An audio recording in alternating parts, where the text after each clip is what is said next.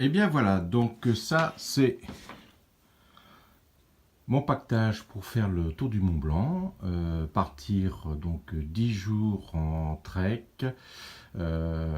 C'est pour, bon il y a 5, peut-être entre 3 et 5 nuits qui sont prévues en refuge, le reste sera du bivouac.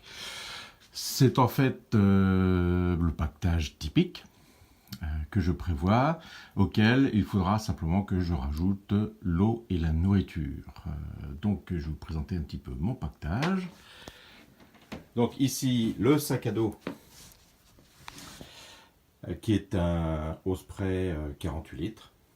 D'accord. Et je pense qu'il ne sera pas rempli jusqu'au bout, auquel je vais devoir rajouter la housse de pluie parce que c'était pas prévu à l'achat. J'ai ensuite, au niveau du système de couchage, mon sac de couchage qui en fait n'est pas un sac de couchage mais une couette, beaucoup plus confortable et très performant.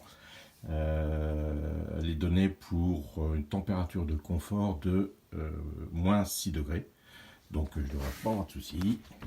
Ensuite j'ai le matelas Sea to Summit avec son sac gonfleur. Sac gonfleur qui est absolument génial parce qu'avec 2 expirations, finalement j'ai gonflé mon matelas sans avoir à souffler directement dans le matelas, ce qui évite de mettre de l'humidité et de créer des moisissures internes. Un objet pour le luxe, mon confort, un oreiller gonflable. C'est l'oreiller Sea to Summit, absolument très confortable. J'ai ensuite ma fameuse tente Lunar Solo de chez Six Moon Design que j'ai fait venir des US avec laquelle je vous ai présenté dans une autre vidéo. 700 grammes. Vraiment, j'ai hâte de l'essayer de dormir dedans. Pour laquelle j'ai également commandé des piquets. J'ai acheté des piquets en titane.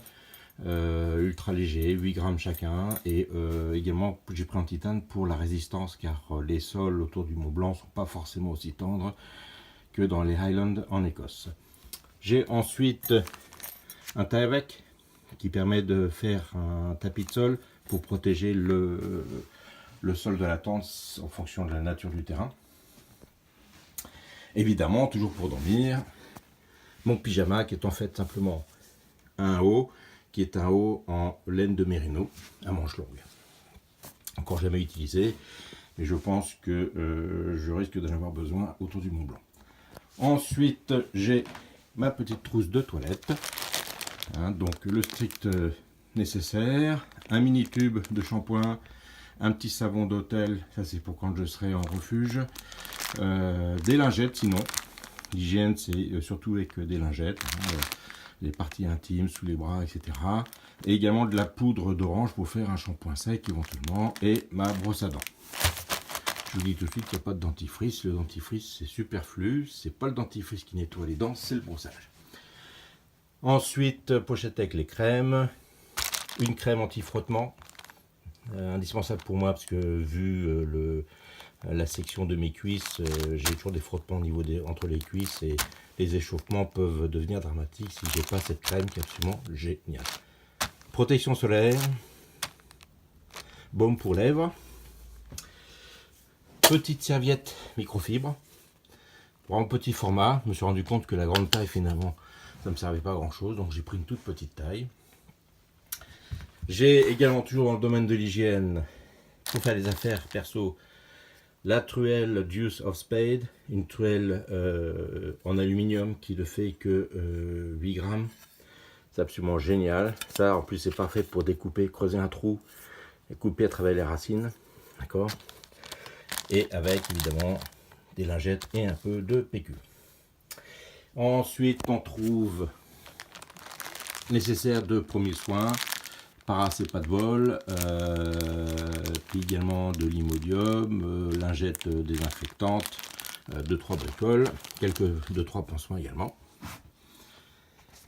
Pour l'alimentation, j'ai mon nouvel ensemble. Donc ici, j'ai un pot en titane avec couvercle Evernew. Dedans, on va trouver le petit briquet.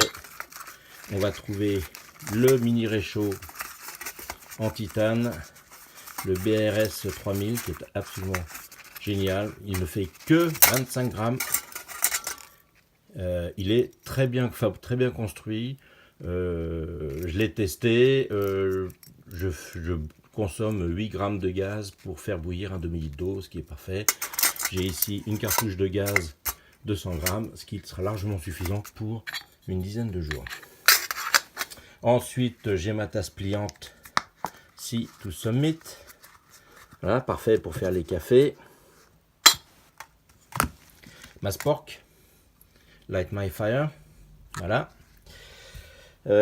Ensuite, dans les vêtements, un t-shirt technique de rechange, un boxeur de rechange, une paire de chaussettes de randonnée de rechange, un buff, une paire de gants ultra légers, donc des gants Simal, parce que au petit matin, des fois, quand il fait frais, on a facilement les mains un peu gelées quand on commence à marcher en tenant les bâtons, surtout à cette altitude. Donc d'habitude j'utilisais des sous-gants en soie, mais là j'ai décidé d'acheter une paire de gants ultra fins Simalp.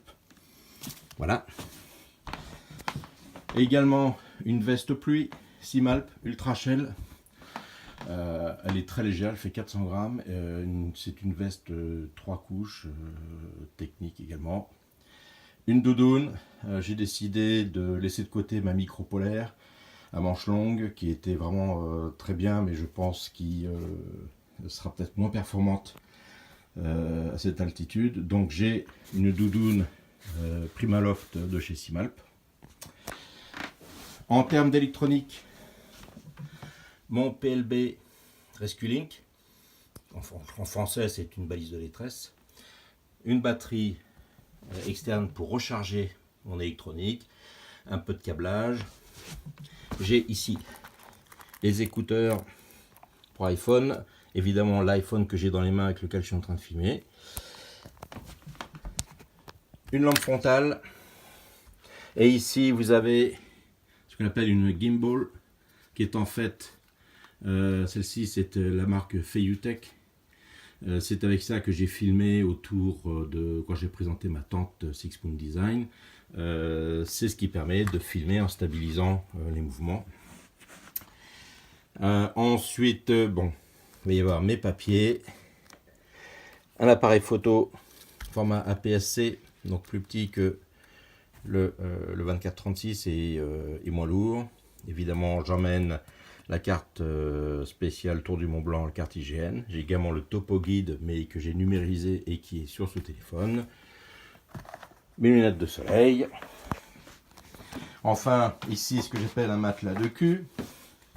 D'accord? Donc ça, c'est juste le petit matelas qui se loge n'importe où, qui permet de s'asseoir par terre sans s'abîmer les fesses. Mes bâtons de randonnée avec les gants nécessaire, ça m'évite d'avoir les mains qui transpirent autour des poignets.